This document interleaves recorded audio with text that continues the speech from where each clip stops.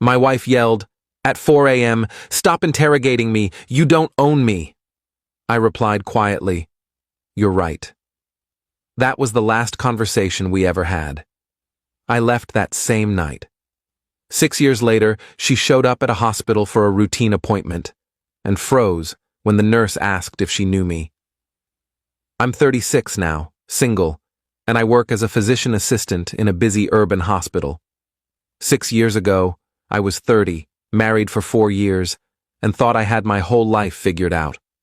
My ex-wife and I met in college. She was studying communications, I was pre-med. We were that couple everyone thought would make it. Got married right after I finished my PA program, moved into a decent apartment, adopted a dog together. All the standard relationship milestones. For the first 2 years of marriage, things were genuinely good. We had our arguments like any couple, but nothing serious. We talked about buying a house, maybe having kids in a few years. Then she got a promotion at her marketing firm. New responsibilities, new team, longer hours. I was supportive, encouraged her to take it. She deserved the recognition. But with the promotion came changes I didn't anticipate. She started going out more. After-work drinks with colleagues turned into late dinners, weekend team-building events, industry conferences that required overnight stays. At first, I didn't think much of it. Her career was taking off and I was proud of her. But around month 3 of the new position, I started noticing smaller things. She'd come home at midnight or later, sometimes smelling like alcohol and cigarettes even though she'd never smoked. Her phone was always face down now. Password suddenly changed from the one we'd shared. She'd take calls in the other room, closing the door behind her. When I'd ask about her day, her answers got vaguer. Just work stuff. You wouldn't understand the project. It's complicated. I tried bringing it up gently. I feel like we never talk anymore. Like you're somewhere else even when you're here. She'd get defensive immediately. I'm working hard. Sorry if that's not enough for you. I'm not saying it's not enough. I'm saying I miss you. Miss us. Maybe if you weren't so needy, we'd be fine. That word stung. Needy. For wanting to spend time with my wife, for wanting to know what was going on in her life. The pattern continued for months. I'd stay up waiting for her to come home. She'd stumble in after midnight, brush past me without a word, and lock herself in the bathroom for 20 minutes. Some nights, she wouldn't come home at all, texting me around 2 a.m. that she was crashing at a colleague's place because she'd had too much to drink. I wanted to believe her. I really did. But my gut kept screaming that something was wrong. About 8 months into her promotion, I couldn't take it anymore. It was a Friday night, almost 4 a.m., and she still wasn't home. She'd texted at 11 saying she'd be late. Then nothing for 5 hours. No response to my calls or messages. She finally walked in at 3:47 a.m. I was sitting in the living room, couldn't sleep, had been pacing for hours. "Where were you?" I asked, trying to keep my voice level. "Out with the team, I told you. You said you'd be late, not that you'd be gone all night." "It's not all night, it's barely 4. You couldn't text, couldn't call?" She dropped her purse on the counter, kicked off her heels. "My phone died." "You couldn't borrow someone's phone? You couldn't find a charger?" Oh my God, here we go with the interrogation. "I'm not interrogating you. I'm asking why my wife didn't come home or communicate for 5 hours." "Because I was having fun. Because I was actually enjoying myself for once instead of coming home to this." "To what? To your husband who's worried about you." She laughed, bitter and sharp. "Worried, right. You mean controlling. How is wanting to know if you're safe controlling? You always do this. You always make me feel guilty for having a life outside of you. You sit here waiting for me like some pathetic—" She stopped herself. "Like some pathetic what?" "Nothing. Forget it." "No, say it. You were going to call me something, so say it." "You're suffocating me," she yelled. "Every day it's, 'Where are you? What are you doing? When are you coming home?' I can't breathe. I ask you those things because you're never here anymore. Because you've changed completely, and won't talk to me about what's going on. Nothing is going on. I'm working. I'm building a career. I'm sorry if that's not exciting enough for you. Is there someone else? The question hung in the air. She went completely still. What did you just say? I asked if there's someone else. Are you seeing someone? Her face twisted into something between rage and disgust. Unbelievable. You're actually accusing me of cheating? I'm asking, there's a difference. No, you're accusing. You're standing here at 4 a.m. acting like you own me, like I owe you an explanation for every second of my day. Stop interrogating me. You don't own me. I felt something break inside me. Not dramatically, not with anger. Just a quiet snap, like a thread that had been stretched too thin for too long. You're right, I said quietly. I don't own you. I never wanted to. I just wanted a partner who cared enough to come home, or at least call. She stared at me, and for a second, I thought she might say something real, might actually talk to me like we used to talk. But then her expression hardened again. I'm going to bed. I have work in the morning. She walked past me toward the bedroom. I stood there in the living room as the sun started coming up outside, and I realized something. I was done. Not angry done, not revenge done. Just exhausted, empty done. I went to the bedroom while she was in the bathroom, packed a duffel bag with clothes, toiletries, my laptop, grabbed my work badge and keys, walked out while she was still behind the locked bathroom door. I didn't leave a note, didn't send a text, just left. Update 1, I crashed at a friend's place that first night, slept for maybe 2 hours. Woke up to 17 missed calls and about 30 texts from her. They followed a predictable pattern.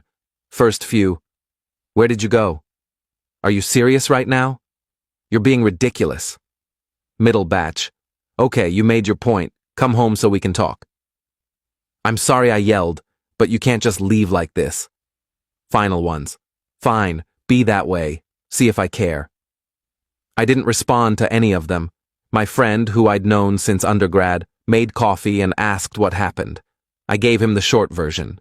He'd met my wife a few times at gatherings, always said she seemed nice but distant. You think she's cheating? He asked. Yeah, I do. You want to know for sure? I thought about it. Did I? Would it change anything? I'd already left. Already decided I was done. Did I need confirmation to justify it? No. I said finally. It doesn't matter. Even if she's not, she's already gone. The person I married checked out months ago. I stayed with my friend for a week, then found a studio apartment closer to the hospital where I worked. Filed for divorce 2 weeks after I left. The papers were served to her at work, which I didn't intend but couldn't control. She called me immediately after being served. I actually answered that time. Are you kidding me right now? Her voice was shrill, panicked. You're divorcing me? Over one fight? Over months of you disappearing. Over you treating me like I'm the problem for caring. Over whatever you've been doing that you can't talk to me about. I haven't been doing anything. Then why couldn't you come home? Why couldn't you answer your phone? Why did you lock yourself in the bathroom for 20 minutes at 4 a.m.? Silence. That's what I thought, I said. If you do this, we're done. Forever. You understand that? That's kind of the point of divorce. You'll regret this. When you're alone and you realize you threw away 4 years of marriage over your own insecurity, you'll regret it. Maybe, but I'll regret staying more. I hung up. She tried calling back multiple times. I blocked her number. The divorce was finalized 4 months later. She didn't contest it. Didn't fight for anything. We split our minimal assets. She kept the apartment lease. I took the dog since she'd never really bonded with him anyway. Clean break, legally speaking. But emotionally, that took longer. Update 2. Over the next 2 years, I threw myself into work, picked up extra shifts, volunteered for the worst schedules, took on additional training. The hospital became my life. It was easier than dealing with the aftermath of a failed marriage, Easier than dating, easier than examining what I could have done differently. I heard through mutual friends that she'd moved on quickly. Started publicly dating someone from her office about 3 months after the divorce was final. They got engaged within a year. I felt nothing when I heard that. Not anger, not vindication, nothing. Just a distant sense of, yeah, that tracks. I dated sporadically. Nothing serious. First date conversations always eventually led to, so why did your marriage end? And I never had a good answer that didn't make me sound bitter or her sound terrible. Usually just said we grew apart, which was true enough. The hospital kept me busy. I worked my way up to a senior PA position, got involved in training new staff, found purpose in the work. Patients don't care about your personal life. They just need you to be competent and present. I could do that. By year 4 post-divorce, I was in a good place. Had a routine, had work I cared about, had friends I saw regularly. Wasn't looking for a relationship, but wasn't opposed to one either. Just existed in this comfortable, stable middle ground. Then year 6 happened. Update 3. It was a Tuesday afternoon, routine clinic day. I was seeing patients in the hospital's outpatient care center, working through a typical schedule. Post-op follow-ups, medication adjustments, nothing unusual. The nurse called me over around 2 p.m. Got a walk-in who needs a quick BP check and clearance form signed. Can you squeeze her in? Sure, put her in room 3. I grabbed the tablet with her intake forms, glanced at the name, and felt absolutely nothing. It was a common enough name. Didn't even register. Walked into the exam room, eyes on the tablet, reading through her information. Hi, I'm just going to check your blood pressure real quick and... I looked up. She was sitting on the exam table, frozen, face completely white, staring at me like she'd seen a ghost. I felt my brain short-circuit for about 3 seconds. Then professional training kicked in. I kept my expression neutral, my voice even. Good afternoon. Let's get your vitals. She found her voice, shaky and small. I didn't know you worked here. 6 years now. The nurse came in, cheerful and oblivious, wrapping the blood pressure cuff around her arm. You two know each other? I met my ex-wife's eyes. Let the silence stretch just long enough to be uncomfortable. We used to, I said finally. The nurse, bless her, picked up on the tension and hurried through the reading. 120/78, nice and normal. I'll let you finish up. She left. The door closed. We were alone in the small exam room. My ex-wife spoke first. I had no idea you worked here. My doctor's office is in this building, and they said I could get the clearance form done downstairs instead of making another appointment. It's fine. I can sign off on this. How have you been? I almost laughed at the absurdity of the question. 6 years of silence, and that's what she leads with. Good. You? I'm okay. I got married, had a baby. That's actually why I need this form, for the daycare enrollment. I nodded, still processing. She was married, had a kid, moved on with her life completely. Congratulations, I said, and meant it. No sarcasm, no bitterness, just a flat statement of acknowledgement. She looked like she wanted to say more, kept opening her mouth, then closing it. Finally, I'm sorry. For how things ended. For how I treated you. I set down the tablet. Okay. That's it? Just okay? What do you want me to say? It was 6 years ago. We're different people now. I know, but I've thought about reaching out so many times, thought about apologizing. I was terrible to you. You deserved better. Yeah, I did. She flinched at that. I was seeing someone. The whole time, those last few months. You were right. I picked up the tablet again, started filling out the form. I know. How did you know? Because I'm not an idiot, and because you just confirmed it. He's not... I didn't marry him. That fell apart about a year after we divorced. I married someone else, someone better. Good for you. Are you seeing anyone? That's not really relevant to this appointment. She went quiet. I finished the form, signed it, printed it from the wall-mounted unit. You're all set. Form's good for 90 days. She took it, hands shaking slightly. Thank you. I moved toward the door, professional smile in place. Take care of yourself. Wait. I stopped, hand on the door handle. Can we talk? Actually talk? Maybe get coffee or something. I turned back to her, really looked at her for the first time since walking into the room. She'd aged, obviously. 6 years does that. But more than that, she looked tired. Worn down in a way that had nothing to do with having a baby, and everything to do with carrying guilt. Why? I asked. Because I owe you a real apology, a real explanation. Because I've been carrying this for 6 years and I need to... To what? Absolve yourself? Make yourself feel better? To give you closure? I almost laughed again. I got closure 6 years ago when I walked out. I'm good. Please, just one conversation. 30 minutes. I should have said no. Should have walked out. Maintained the boundary. Kept my life separate from that chapter.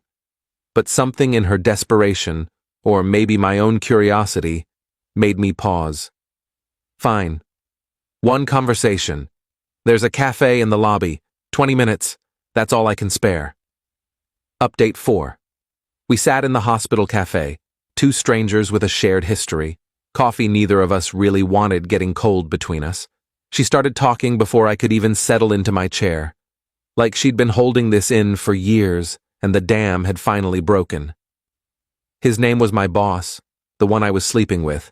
It started about 2 months into the promotion. He was charming, paid attention to me, made me feel important. I know how that sounds. I know it's a cliché. But when you're working 70-hour weeks and your husband is asleep by the time you get home, when someone makes you feel seen. I made you feel seen, I said quietly. Until you stopped letting me. She nodded, tears starting. I know. I know you did. I pulled away from you because the guilt was eating me alive.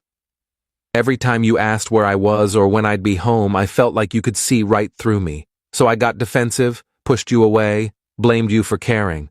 You made me feel crazy, like I was the problem. You were never the problem. I was.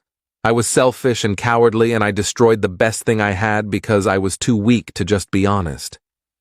I sipped my coffee, let her continue. That night, the 4 a.m. fight, I'd been with him.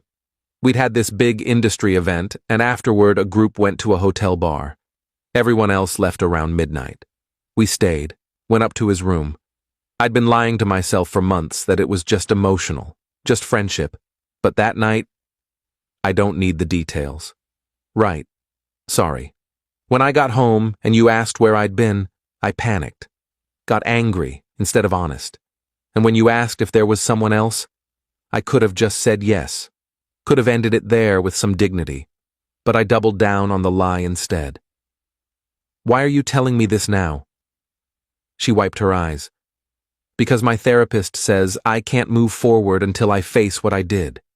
Because my husband knows about you but not the real story. Because I have a daughter now, and the thought of someone treating her the way I treated you makes me sick.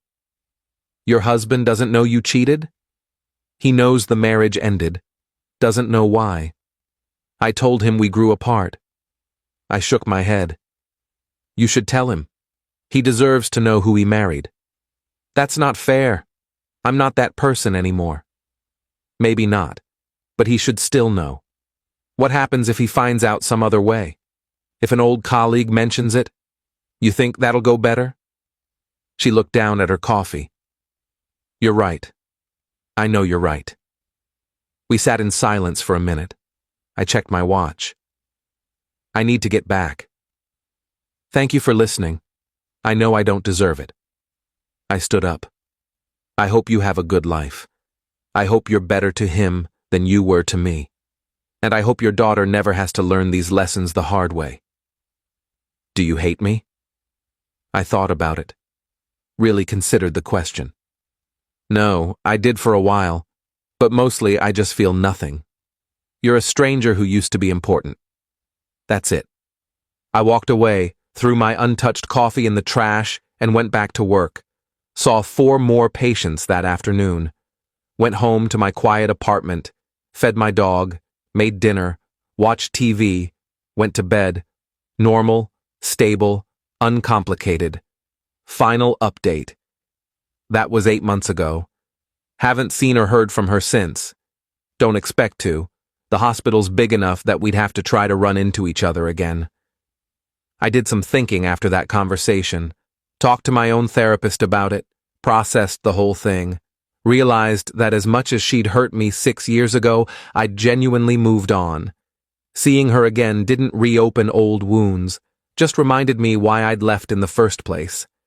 I started dating someone seriously about 4 months ago. Met her through a friend, she's a teacher, has her own life and interests. We see each other twice a week, text daily, take things slow.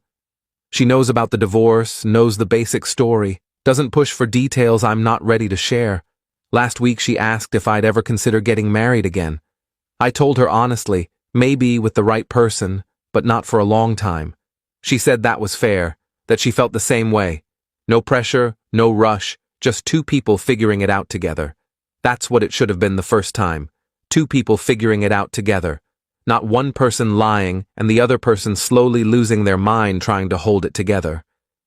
I heard through the same mutual friend network that my ex-wife did tell her current husband about the cheating. He apparently took it hard, they went to couples counseling, and they're working through it. I genuinely hope they make it. Hope she learned something from what she did to both of us. The dog is still with me, 13 now, gray around the muzzle, but happy. Best part of that marriage, honestly. Work is still good, still fulfilling, still keeps me busy enough that I don't spend too much time dwelling on the past, and that's really the end of it. Sometimes the closure isn't dramatic. Sometimes it's just a 20-minute conversation in a hospital cafe where you realize the person who destroyed you doesn't have any power over you anymore. Where you can look at them and feel nothing but mild curiosity and relief that you got out when you did. She wanted absolution I couldn't give her, wanted me to say it was okay, that I forgave her, that we could part as friends. But I don't owe her that. Don't owe her anything. The fact that I don't hate her is gift enough. I left 6 years ago at 4 a.m. with a duffel bag and a broken heart. Walked out on a marriage that was already over. Best decision I ever made. Not because it led to some amazing transformation or revenge plot or perfect new life, but because it led to peace. To waking up every morning not wondering where my partner was or if they were lying. To building a life that's genuinely mine, not a carefully maintained performance for someone who stopped caring. That's the lesson, I guess. Sometimes you don't get dramatic closure.